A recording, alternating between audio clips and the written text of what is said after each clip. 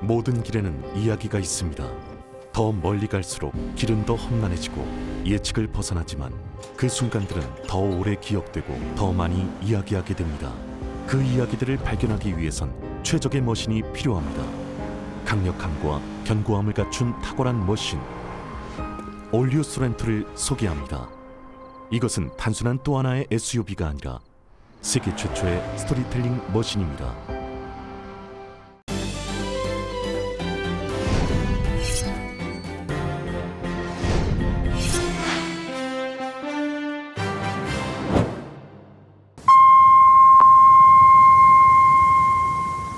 실록의 푸르름 가득 라디오 서울이 함께합니다.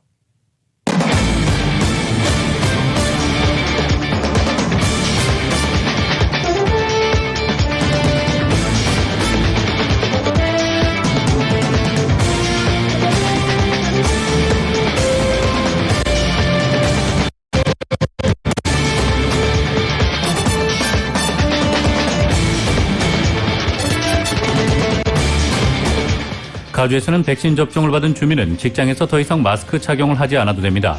주 정부는 오늘 직장에서의 마스크 착용 지침을 확정하고 당장 시행하기로 했습니다. 매년 9월 4일을 캘리포니아주 태권도의 날로 공식 지정해 기념하는 결의안이 주 하원에서 처리됐습니다. 미셸 박스틸 연방하원 의원은 오늘 한국의 신종 코로나 바이러스 감염증 백신 공급을 확대할 것을 행정부에 촉구했습니다. LA시와 카운티 당국의 LA 노숙자 전수조사도 미뤄지고 있는 가운데 노숙자 관련 단체와 활동가들 LA 한인회가 자발적으로 LA 한인타운 지역 노숙자 전수조사를 실시하고 있습니다. 지난해 코로나 사태로 열리지 못했던 LA 한인 축제가 올해는 오는 10월 14일부터 열릴 것으로 보입니다. 여성이나 노약자들을 대상으로 한 증오범죄가 만연해지면서 호신술을 배우는 여성들이 늘어나는 것으로 나타났습니다.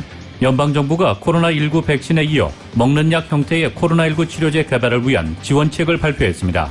연방질병통제예방센터는 크루즈 여행에 내렸던 4단계 여행 경보를 3단계로 한 단계 낮춘다고 밝혔습니다.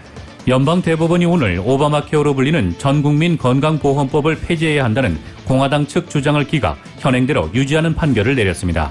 연방통신위원회는 화웨이와 ZTE 등 미국의 국가안보에 위협으로 판단되는 중국 업체 장비에 대한 승인을 금지하는 방안을 발표했습니다. 뉴욕 증시는 연방공개시장위원회 정례회의 결과를 소화하며 지수별로 엇갈린 모습을 보였습니다. 내일 LA 지역은 맑은 가운데 낮 최고기온 82도에서 84도가량, 밤 최저기온은 64도로 기상청이 예보했습니다. 이 시간 주요 뉴스는 아시아나항공 미주 취항 30주년, 앞으로도 정성을 다하는 서비스, 쾌적한 최신 항공기로 안전하고 편안하게 모실 것을 약속드리는 아시아나항공 제공입니다.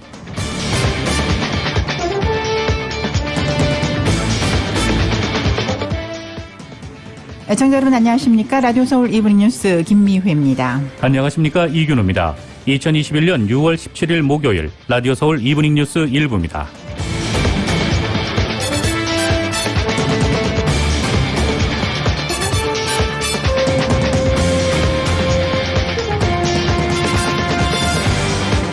일부 첫 소식 전해드리겠습니다. 가주에서는 백신 접종을 받은 주민은 직장에서 더 이상 마스크 착용을 하지 않아도 됩니다. 주정부는 오늘 직장에서의 마스크 착용 지침을 확정하고 당장 시행하기로 한다고 밝혔습니다. 정현호 기자입니다. 캘리포니아주 작업환경안전청이 경제개방과 함께 지난해 15일부터 시행되고 있는 주정부 마스크 완화 지침과 큰 틀에서 맥락을 같이 하는 직장 내 마스크 착용 지침을 17일 승인했습니다.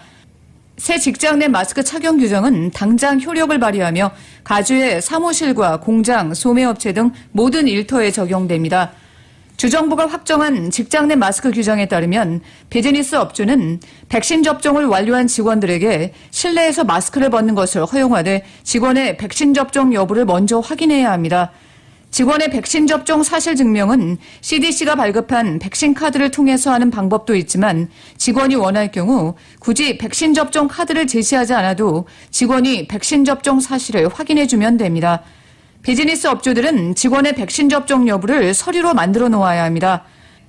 직원은 회사 측에 자신의 백신 접종 여부를 확인해주지 않을 권리를 갖게 되지만 이 경우에 해당 직원은 백신 미접종자로 간주됩니다. 직원들의 백신 접종 여부와 관계없이 더 이상 직장의 실내외 공간에서 사회적인 거리 두기가 요구되지 않으며 글래스나 유리 차단막도 필요하지 않게 됩니다. 백신 접종을 마치지 않은 직원들은 계속해서 실내에서 마스크를 착용해야 하며 사무실에 혼자 있을 경우에는 마스크를 벗어도 됩니다. 업주들은 백신 미접종자가 요구할 경우에 대비해서 마스크를 준비해 놔야 합니다. 일터가 실외일 경우에는 마스크 착용이 요구되지 않습니다. 직장 내에서 코로나 바이러스 집단 감염이 발생할 경우 실내에서 모든 직원이 마스크를 착용해야 하며 야외에서는 직원 간 6피트 간격을 유지할 수 없을 경우 마스크를 착용해야 합니다. 백신을 접종받았음에도 마스크를 계속 착용하기를 원하는 직원들이 있다면 업주는 직원들의 의사를 존중해야 합니다. 라디오 서울뉴스 정현호입니다. 미셸 박스틸 연방하원 의원이 한국의 코로나19 백신 공급을 확대할 것을 바이든 행정부에 촉구했습니다. 스틸 의원은 토니 블링컨 국무장관 앞으로 이러한 내용의 서한을 발송했습니다. 또 한국이 더 큰 백신 접근권을 확보하도록 행정부가 계속 지원해 줄 것을 촉구한다며 우리 동맹국들이 백신에 더 빨리 접근할수록 세계 경제는 더 빨리 번창할 것이라고 밝혔습니다. 스틸 의원은 또 한국은 아시아에서 가장 중요한 전략적 경제적 파트너 중에 하나라며 나는 한국계 미국인 1세대로서 한미 동맹의 중요성을 직접적으로 알고 있다고 강조했습니다. 이어 미국은 백신 공급에 있어 한국인의 접근권을 빨리 확대하기 위해 한국 정부와 지속해서 협력할 것을 촉구한다며 생명을 구하고 세계 경제를 지원하며 동맹 관계를 강화하기 위해 우리의 파트너 국가로 백신 제조 협력을 확대하는 것이 시급하다고 말했습니다. 스틸 의원은 그러면서 중국 공산당이 세계 보건 안보에 미치는 영향력에 대한 우려도 커지고 있다고 지적했습니다. 백신을 스스로 개발하거나 획득할 수 없는 나라들에 대한 백신 보급에서 중국 공산당이 영향력을 미치지 않도록 행정부는 구체적인 조처를 해야 한다며 미국이 국제 문제에서 주도적인 역할을 할 때 세계는 더 안전해질 수 있다고 말했습니다.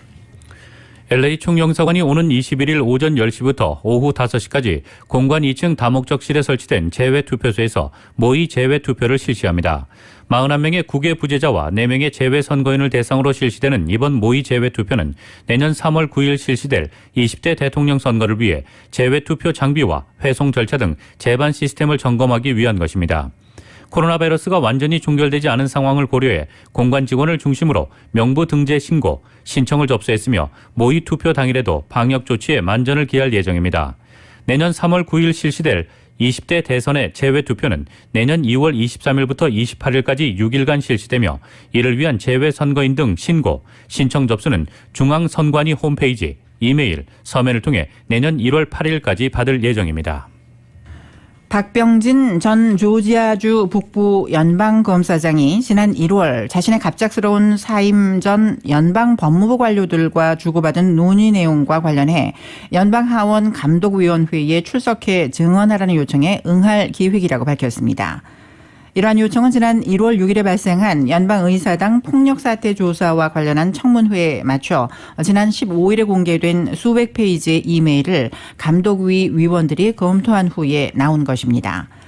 당시 트럼프 전 대통령의 법무부 내 측근들은 당시 애틀란타 박병진 연방검사장에게 풀턴 카운티 선거 부정에 대해 수사를 하라고 압력을 가하는 한편 조 바이든 후보가 조지아에서 승리한 배경에는 사기와 선거 부실 관리가 있었다는 트럼프 전 대통령의 거짓 주장을 밀어붙이고 있었습니다.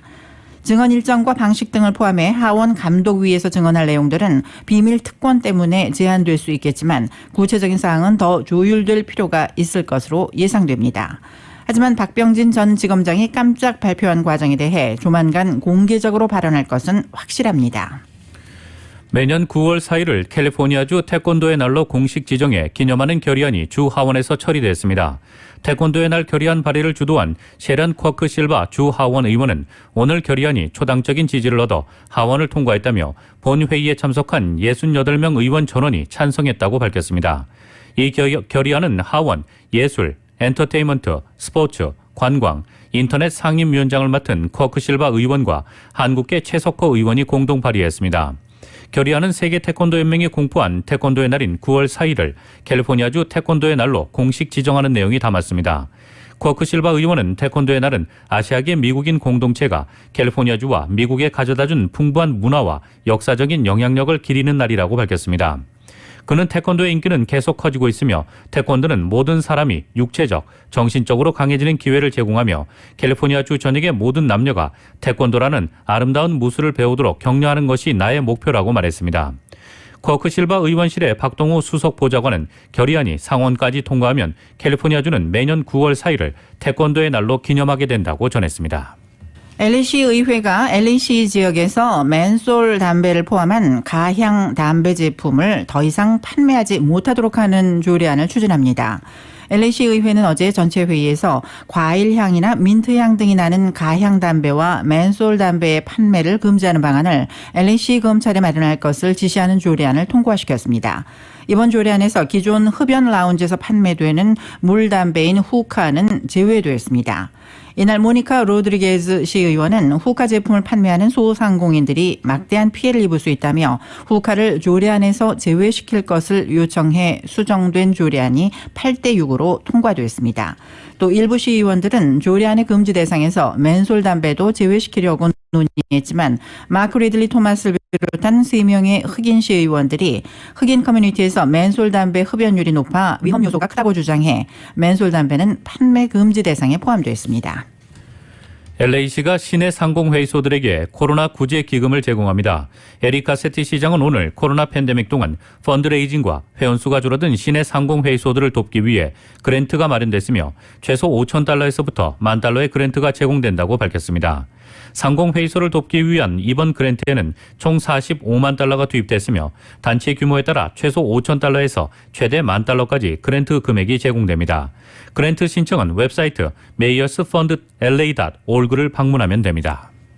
지난해 코로나 사태로 열리지 못했던 LA 한인 축제가 올해는 오는 10월 14일부터 열리게 됩니다. LA 한인축제재단은 지난 15일 정기이사회를 열고 올해 48회 LA 한인축제를 10월 14일부터 17일까지 나흘간 개최하기로 결정했다고 밝혔습니다.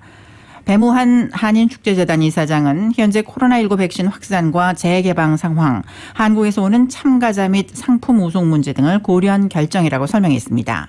그동안 매년 열려왔던 LA 한인축제는 지난해 코로나19 사태로 열리지 못해 올해 2년 만에 다시 열리게 되는 것입니다.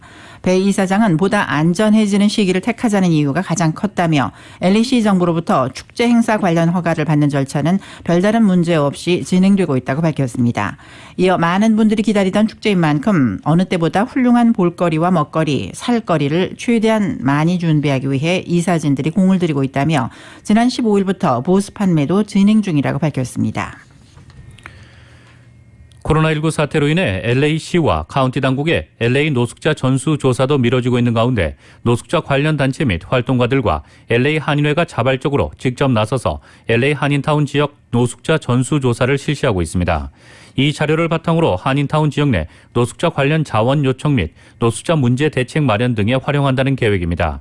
연방 센서스국은 세부 지역별 인구 조사를 위해 전국을 센서스 트랙이라는 세부 구획으로 나누는데 이번 조사에서 현장 조사 요원들이 LA 한인타운 및 인근 센서스 트랙들을 직접 돌아다니며 노숙자 현황을 조사하고 있습니다.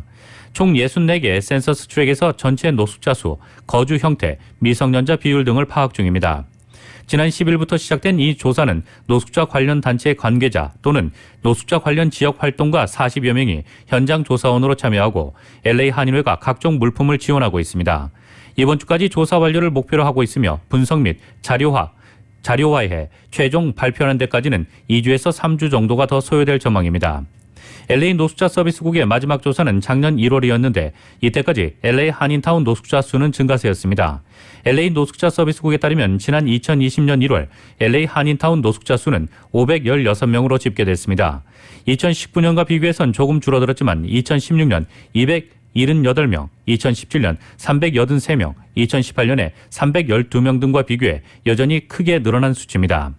현재 LA 한인타운 지역에서는 최소 2곳의 LA시 브릿지 홈 노숙자 쉘터가 시설 공사를 끝내고 완공된 상황입니다. 한편 LA 카운티 주민들의 대다수가 노숙자 문제를 LA에서 가장 심각한 문제로 꼽으며 노숙자들의 정신질환과 약물 남용이 노숙자 문제의 근본 원인이라고 생각하는 것으로 나타났습니다.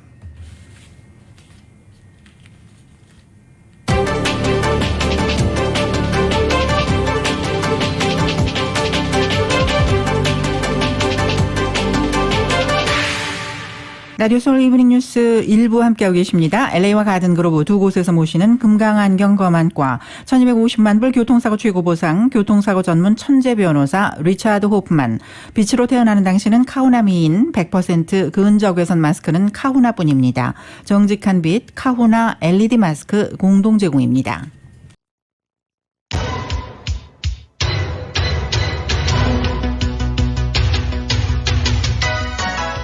라디오 서울 이브닝 뉴스 함께하고 계십니다. 5시 18분 조금 지나고 있습니다. 이 시간 교통 상황 전해드립니다. 먼저 60번 프리웨이 웨스트 방면, 10번 프리웨이 웨스트 방면과 교차하는 구간 정체 현상 시작되고 있습니다. 405번 프리웨이 사우스 방면도 산타모니카 블루버드 구간부터 속도 많이 떨어지고 있는데요. 15마일 이하로밖에 움직이지 못하면서 서테일 블루버드 구간 10마일 정도로 막혀 있습니다.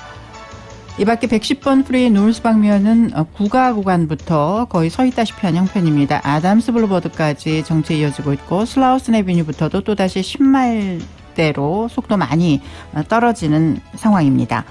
110번 프리웨이 노스 방면에 익스포지션 블루버드 구간에 사고 발생해 있습니다.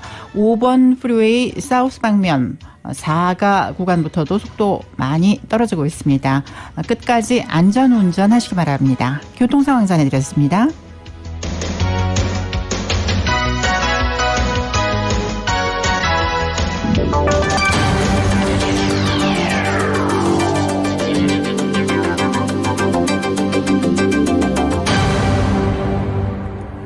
여러분께서는 라디오 서울 이브닝 뉴스 1부 함께하고 계십니다. 미국 소식 전해드리겠습니다. 조 바이든 대통령이 취임 직후부터 최대 위협으로 규정한 중국의 시진핑 국가주석과 회담을 검토하고 있다고 백악관이 밝혔습니다. 오는 10월 이탈리아 로마에서 열리는 G20 정상회의가 유력하다는 전망입니다. YTN의 보도입니다. 러시아와의 정상회담을 마친 미국 백악관이 이번에는 중국과의 정상회담을 추진하고 있습니다. 제이크 설리번 국가안보보좌관은 두 정상이 관여할 수 있는 적절한 형태를 계획하는 작업에 곧 착수할 것이라고 말했습니다.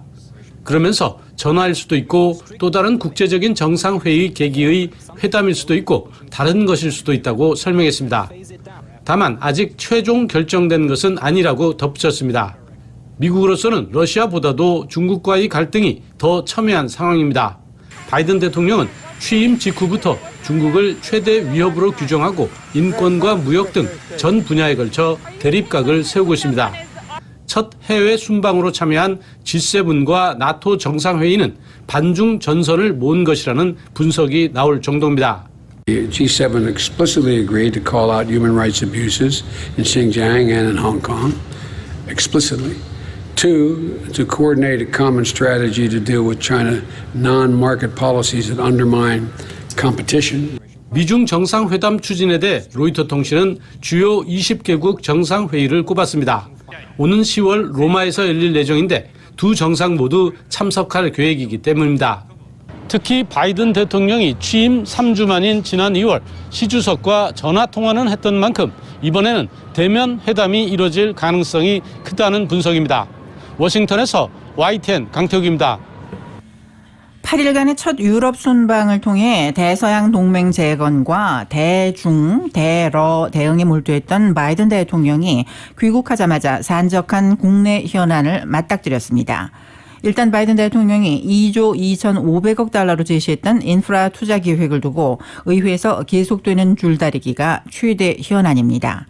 바이든 대통령은 유럽으로 떠나던 지난 8일 공화당과의 협상에 대해 중단을 선언하고 초당적 그룹과 논의를 이어가겠다고 밝힌 바 있습니다. 당시 젠 사키 백악관 대변인은 성명을 통해 바이든 대통령이 공화당 협상팀에 감사를 표했지만 자신이 1조 달러 이상 줄일 의향이 있는데도 공화당이 1,500억 달러만 추가로 제시한 데 대해 실망도 표했다고 전했습니다.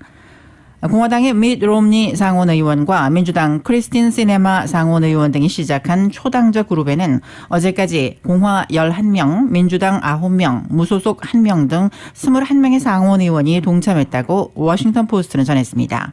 민주당과 공화당이 50명씩 양분해 좀처럼 합의 기미를 보기 어려운 상황에서 일정 부분 진전이 이루어진 셈입니다. 이들의 수정안은 5년간 9,740억 달러라고 워싱턴 포스트는 소식통들을 인용해 전했습니다. 바이든 대통령이 애초 제시한 규모와 비교하면 절반도 되지 않지만 백악관은 1조 달러 근처에서 합의할 의향도 있음을 내비쳐왔다고 워싱턴 포스트는 덧붙였습니다. 연방하원은 오늘 대통령이 전쟁 허가권을 사실상 갖도록 한 무력 사용권을 폐지하는 조치에 들어갔습니다. 하원은 이날 2002년에 이라크 전쟁을 선언할 권한을 백악관에 준 무력 사용권 폐지에 대한 표결 결과 찬성 268표, 반대 161표로 처리했다고 보도했습니다. 이 헌법상 전쟁 승인 권한은 의회에 있지만 미국은 1991년 걸프전과 2001년 9.11 테러 직후 아프간전에 이어 2002년에 이라크 전쟁과 관련해 대통령이 적절한 모든 수단을 쓸 수 있도록 권한을 부여하는 무력 사용권 조항을 만들었습니다. 이후 대통령은 이를 근거로 의회와 협의 없이 해외에서 군사력을 활용하면서 대통령이 미국의 끝없는 전쟁을 허용한다는 비판론에 휩싸이기도 했습니다. CNN에 따르면 이날 표결 지지자들은 9.11 이후 대통령에게 부여된 광범위한 전쟁 권한을 억제하려는 첫 조치로 기대하고 있다고 전했습니다. 이날 표결은 백악관과 민주당은 물론 공화당 일각에서도 대거 찬성표를 던지며 초당적 지지를 반영하고 있다고 워싱턴 포스트는 전했습니다. 최종적인 폐지를 위해서는 상원의 승인과 대통령의 최종 서명이 필요합니다. 척 슈머 민주당 상원 원내대표는 이번 폐지 조치를 지지하면서 올해 안에 상원 표결을 위해 법안을 내놓겠다고 밝혀왔고 바이든 대통령 역시 대통령의 전쟁 허가권과 같은 권한을 줄이기 위해 협력하겠다고 밝힌 바 있습니다. 민주당 소속의 그레고리 믹스 하원 외교위원장은 오늘의 역사적인 표결은 전환점이 될 것이라며 의회가 더는 미국이 내릴 수 있는 가장 중대한 결정들을 부차적인 것으로 두지 않길 바란다고 말했습니다. 이번 주 토요일은 연방 공휴일로 지정이 됩니다. 바이든 대통령이 오늘 미국에서 노예 해방일로 기념돼 온 6월 19일을 연방 공휴일로 지정하는 법에 서명했습니다. 바이든 대통령은 오늘 백악관에서 열린 서명 행사에서 노예 해방일은 노예 생활의 길고 힘든 밤과 다가오는 밝은 아침에 대한 약속을 동시에 상징한다고 말했습니다. 그는 이어 위대한 나라는 가장 고통스러운 순간을 외면하지 않고 끌어안는다고 강조했습니다. 행사에는 의회와 흑인 사회 지도자 등 80여 명이 참석해 환호했습니다. 노예 해방일은 6월인 주운과 19일 19th를 뜻하는 단어를 합쳐 주운틴스라고 부릅니다. 링컨 대통령이 노예 해방을 선언하고 2년여가 지나 1865년 6월 19일 텍사스에 마지막으로 해방의 소식이 전해진 것을 기념합니다. 미국의 흑인에겐 노예제도의 굴레를 벗고 자유를 품에 안은 뜻깊은 날이자 또 하나의 독립기념일인 셈입니다.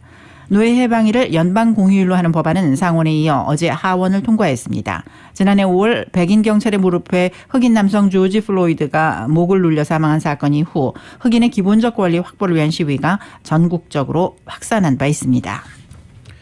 질병통제예방센터가 신종 코로나 바이러스 감염증 백신 접종을 마친 사람은 크루즈 여행을 가도 좋다고 권고를 완화했습니다. CDC는 어제 크루즈 여행에 내려졌던 4단계 여행 경보를 3단계로 한 단계 낮췄다고 보도했습니다. 4단계 경보는 모든 여행을 피하라는 권고였는데 크루즈 여행 전 백신 접종을 마치라고 권고하는 3단계로 완화한 것입니다. CDC는 그러나 백신을 안 맞은 사람은 크루즈 여행을 피하라고 조언했습니다. CDC는 배의 승선에 가까이 있는 사람들끼리는 코로나 바이러스가 더 쉽게 전파되므로 크루즈선에서는 감염 가능성이 크면서 중증을 앓을 가능성이 있고 백신 접종을 끝내지 않은 사람은 크루즈선 여행을 피하라고 권장했습니다. 또 크루즈 여행을 가려는 사람은 여행 1일에서 3일 전 그리고 여행 3일에서 5일 후 코로나19 검사를 받으라고 권고했습니다.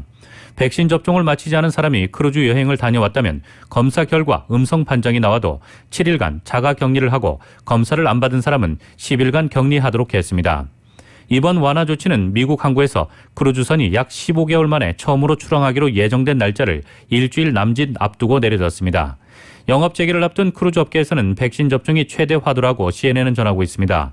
모든 크루즈선은 승객과 승무원의 95% 이상이 백신 접종을 마친 상태에서 항해에 나서거나 그렇지 않으면 유료 승객을 받기 전 자발적으로 참여한 승객을 태우고 시험 항해를 해야 한다고 밝혔습니다. 바이든 행정부가 코로나19 백신에 이어 먹는 약 형태의 코로나19 치료제 개발을 위한 지원책을 발표했습니다. YTN의 보도입니다. 미국 보건부는 먹는 약 형태의 코로나19 치료제 개발을 위해 30억 달러, 우리 돈으로 3조 4천억 원을 제약업계에 지원하기로 했습니다. 미국 정부는 코로나19 백신 개발 과정에선 180억 달러, 우리 돈으로 20조 4천억 원을 투입해 제약업계의 연구를 도왔습니다. 미국 보건부는 또 백신 개발 때와 마찬가지로 치료제에 대해서도 임상 단계를 신속하게 진행하기로 했습니다. 현재 미국에서는 코로나19 백신을 개발한 화이자와 함께 머크앤드 컴퍼니 등 여러 제약회사가 먹는 약 형태의 코로나19 치료제를 개발 중입니다. is going to accelerate the clinical testing of promising antiviral medicines that are already in various stages of development, including clinical trial. 뉴욕타임스는 미국 정부의 계획대로라면 올해 안에 먹는 약 형태의 첫 코로나19 치료제가 제품화될 수 있을 것으로 내다봤습니다. 백신에 이어 먹는 약 형태의 치료제까지 개발된다면 코로나19에 대한 공포도 상당 부분 사라질 것으로 보입니다. 현재 미국 식품의약국 FDA가 정식 승인한 코로나19 치료제는 렘데시비르뿐입니다. 그러나 렘데시비르는 정맥 내 주입 방식으로 투약하기 때문에 환자들이 간편하게 사용할 수 없다는 지적입니다. YTN 김원배입니다. 연방대법원이 오바마 케어로 불리는 전국민 건강보험법을 폐지해야 한다는 공화당 측 주장을 기각, 현행대로 유지하는 판결을 내렸습니다. 대법원은 텍사스를 포함해 공화당이 이끄는 18개 주와 개인 2명이 오바마 케어는 위헌이므로 이를 무효로 해달라며 낸 소송을 7대2로 기각했습니다. 대법원은 성향별로 보수 6명, 진보 3명의 보수 절대 우위 구조지만 이번 판결에서는 다수의 보수 대법관이 진보 진영과 의견을 같이 했습니다. 진보 3명에 더해 보수 성향인 존 로버츠 대법원장과 클래런스 토머스, 브렛 캐버너, 에이미 코니 베럿 등 4명이 기각 의견에 합류했습니다. 강경 보수파로 통하는 세뮤얼 엘리토, 닐 고서치 대법관은 이에 반대했지만 소수 의견에 그쳤습니다. 2018년에 제기된 이 소송의 쟁점은 크게 3가지였습니다.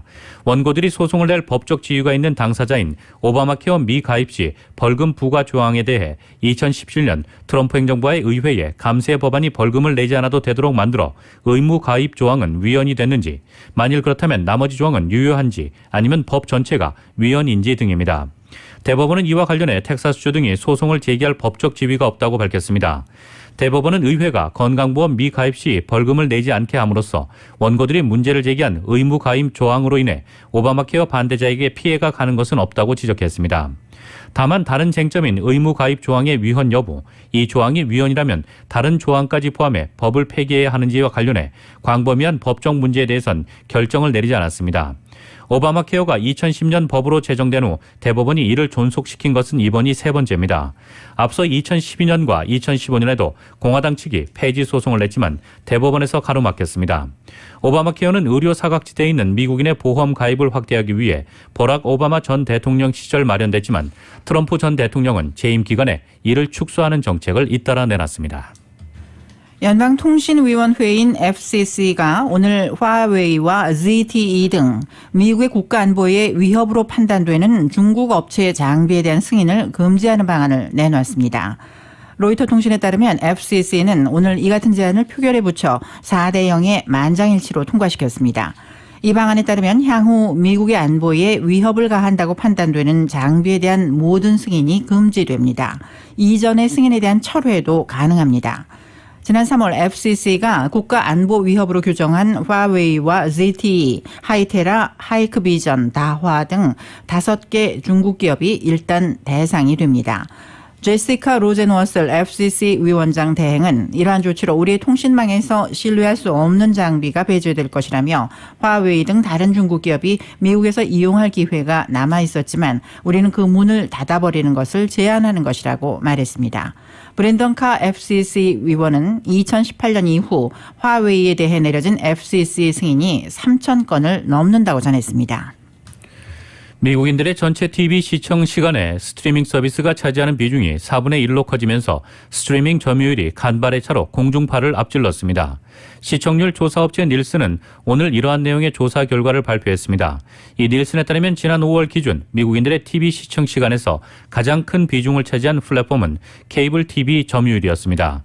하지만 지난해 신종 코로나 바이러스 감염증 대유행과 맞물려 고속 성장한 스트리밍 서비스의 점유율은 26%를 기록해 공중파를 1%포인트 차이로 따돌렸습니다. 닐슨은 스트리밍 점유율이 2019년 14%에서 지난해 20%로 커졌고 올해 말이면 33%에 도달할 것으로 예상했습니다. CNBC 방송은 공중파와 케이블 TV를 합쳤을 때 64%의 점유율로 여전히 강세를 보이고 있지만 스트리밍 점유율이 빠르게 늘고 있다고 진단했습니다. 포브스는 많은 시청자가 TV를 통해 스트리밍 컨텐츠를 소비하지만 휴대전화를 사용한 시청까지 포함한다면 스트리밍의 실제 점유율은 더 커질 가능성이 크다고 분석했습니다. 스트리밍 업체별 점유율은 넷플릭스와 유튜브가 각각 6%로 가장 컸습니다. 이어 훌루, 아마존 프라임, 비디오, 디즈니 플러스 순이었습니다. 나머지 8%는 군소 스트리밍 서비스가 차지했습니다.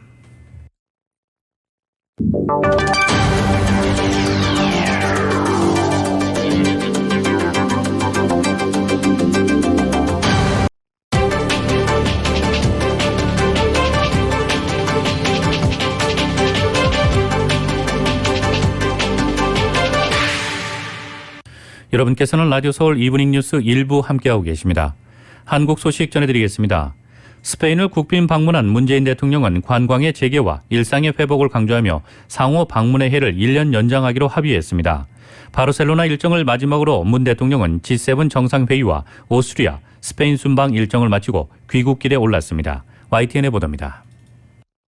스페인 국빈 방문 마지막 날, 문재인 대통령이 한국과 스페인의 관광산업 전문가와 기업인들을 만났습니다. 무엇보다 여행과 관광 분야 국제협력은 일상 회복을 촉진하는 일이라고 강조했습니다. 관광은 단순히 산업을 넘어 그 나라의 살아가는 모습과 정체성을 보여주며 서로를 이해하는 길이기도 합니다. 특히 양국의 방역 상황이 안정화될 때를 대비해 상호 방문의 해를 1년 더 연장하기로 합의했습니다. 우리나라와 스페인은 수교 70주년을 기념해 지난해와 올해를 상호 방문의 해로 정했지만 코로나19 확산으로 교류가 중단된 상태입니다. 문 대통령은 코로나 이후 관광산업은 인간과 자연의 공존이라는 원칙 위에서 발전할 것이라고도 했습니다. 스페인과 한국이 앞장서 협력하고 관광산업의 지속가능한 미래를 함께 열어가길 기대합니다. 구체적으로는 K-팝을 중심으로 한 K-콘텐츠 엑스포를 스페인에서 열고 두 나라 박물관의 교환 전시 등 민간 교류도 활성화하기로 했습니다. 산티아고 순례길과 제주도 올레길과 같은 관광 자원을 교류한다면 두 나라 국민 간의 상호 이해와 관심은 더욱 깊어지고 양국 국민들의 방문도 더욱 활발해질 것이라고 생각합니다. 문 대통령은 이어 바르셀로나 성가족 성당에서 후안 호세 오메야 추기경과의 만남을 끝으로 6박 8일 동안의 유럽 순방 일정을 마무리하고 귀국길에 올랐습니다. 청와대는 이번 유럽 순방에 대해 우리 외교의 지평을 한 차원 높였고 한국이 국제사회의 규칙을 주도적으로 만드는데 동참하는 계기가 됐다고 평가했습니다. YTN 백종규입니다. 취임 뒤에 첫 기자 간담회를 연 김진욱 고위공직자범죄 수사처장이 윤석열 전 검찰총장 수사와 관련 대선에 영향이 없도록 하겠다고 강조했습니다. 또 이성윤 서울고검장 특혜조사 의혹에 대해 직접 사과하는 등 정치적 중립성과 공정성 논란 불식에 주력했습니다. YTN입니다. 지난 1월 고위공직자 범죄수사처 출범과 함께 취임한 김진욱 처장이 5개월 만에 첫 간담회 자리를 마련했습니다. 최근 공수처가 피의자로 입건하고 정식 수사에 착수한 사건들을 둘러싼 논란이 많았던 만큼 소신부터 언급했습니다. 정치적 중립성과 독립성을 반드시 지키겠다면서도 정치적 논란이 없는 사건만 수사하는 건 바람직하지 않다고 말했습니다. 무조건 피하기보다는 그런 사건을 수사하더라도 정치적인 고려나 판단 없이 오로지 법과 원칙에 따른 1호 사건으로 조희연 서울시 교육감의 해직교사 특혜 채용 의혹을 지정하거나 윤석열 전 검찰총장을 직접 수사 대상으로 입건하는 등 공수처의 수사 착수 기준이 무엇이냐는 지적에 대해서도 언급했습니다. 불입건하거나 검찰 또는 경찰에 넘기지 않으면 공수처가 직접 수사하는 내부 규정에 따랐을 뿐이라고 강조했습니다. 특히 윤석열 전 총장에 대해서는 아직 관련자 소환 등 본격적인 수사에 착수한 단계는 아니라면서 대선에 영향을 줄 의향은 없고 논란이 생기지 않도록 책임 있게 처리하겠다고 분명히 했습니다. 지금 본격적으로 수사 착수 안 한 상태입니다. 아시다시피 저희들이 이제 먼저 하고 있는 사건들 또 검사들이 또 6분이 다음 주 금요일까지 교육이고 다만 김진욱 처장은 이성윤 서울고검장에게 자신의 관용차를 태워 조사에 응하도록 했던 황제조사 논란에 대해서는 애둘러 사과했습니다.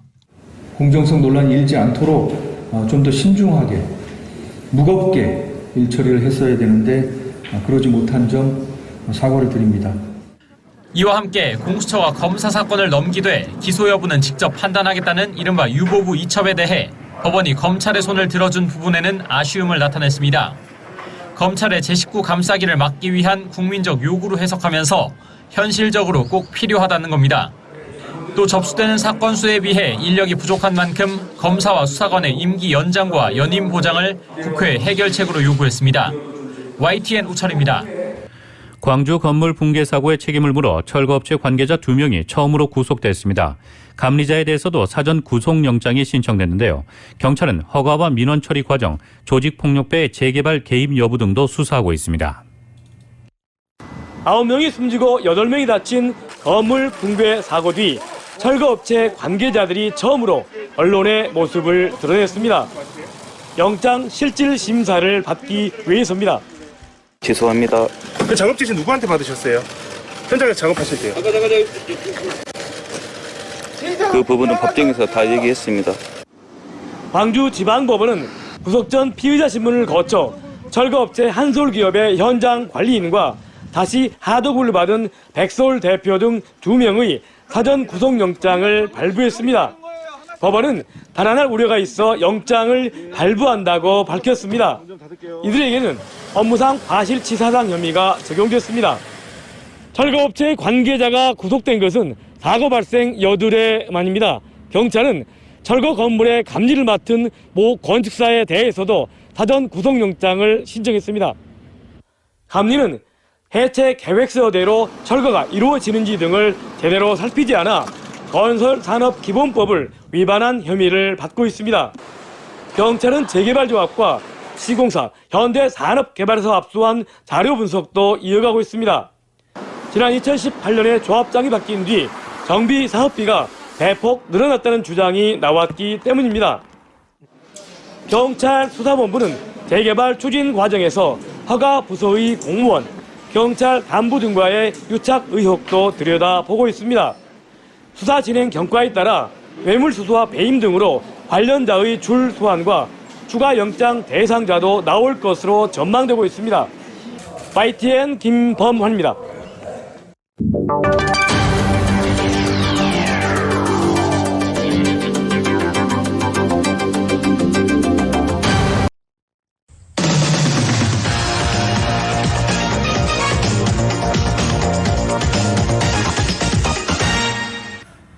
라디오 서울 이브닝 뉴스 함께하고 계십니다. 5시 49분 조금 지나고 있습니다. 이어서 경제 소식입니다.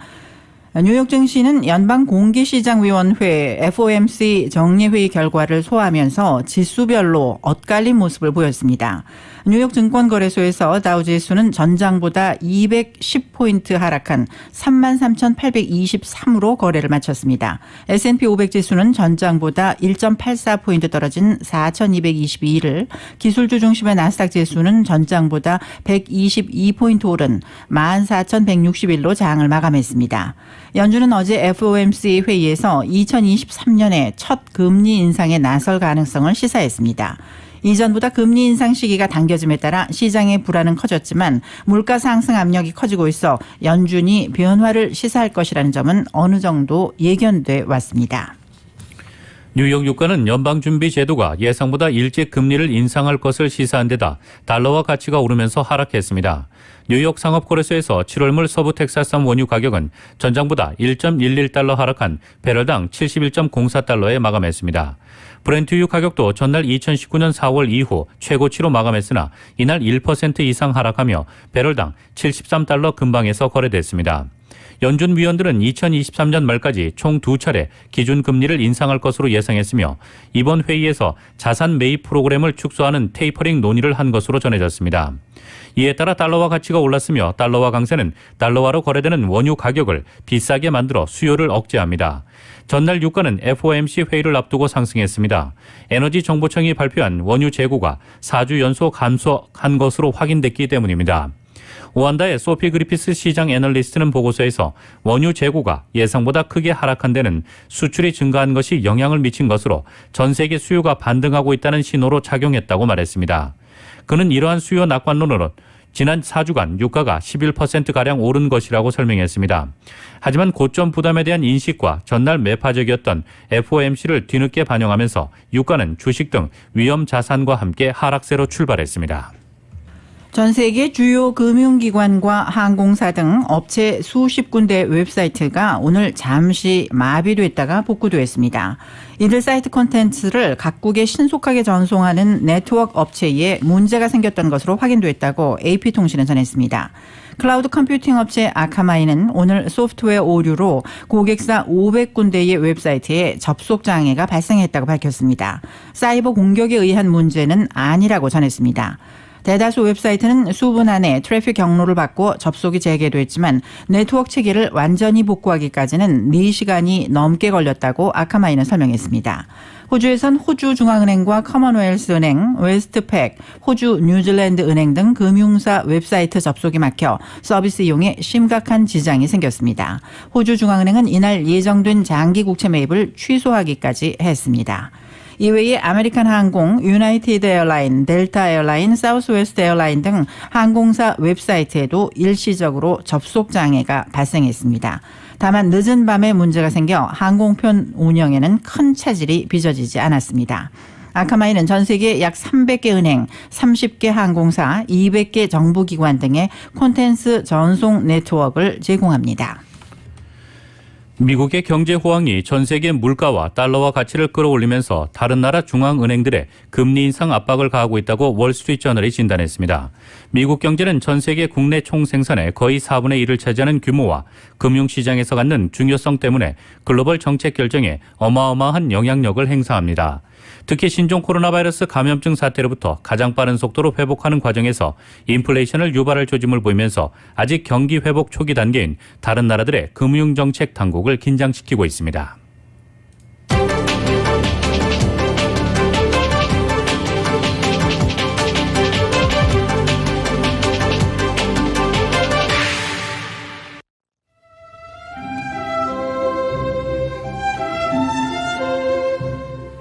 (6월 17일) 목요일 저녁 라디오 서울 이브닝 뉴스 날씨 알아보겠습니다.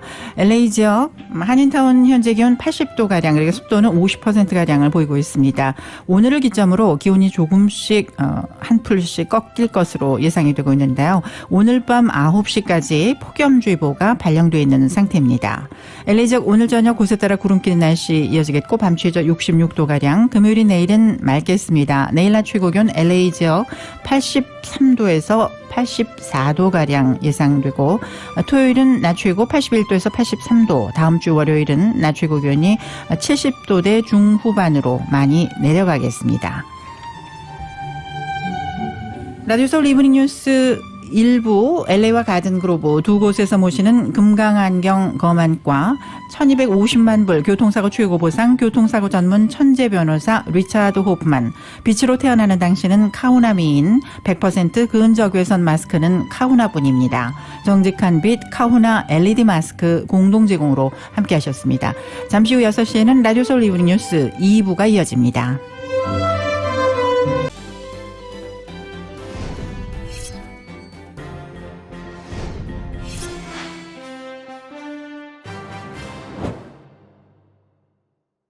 지금까지 잘 던지고 있었는데요. 경기 후반에서 흔들리고 있습니다. 건강도 마찬가지 아니겠습니까? 인생 후반 관리가 중요한데 말이죠. 지금 불펜에는 누가 나와 있을까요? SMG가 있어요. 서울 메디칼 그룹이요. 네. 서울 메디칼 그룹. 말씀드리는 순간 불펜에서 나오는 SMG. 네, SMG가 인생 후반을 건강하게 지켜줄 겁니다. 네. 5스타로 인정받은 의료 서비스. 인생 후반의 확실한 구원이네요. 서울 메디칼 그룹이죠. 서울 메디칼 그룹.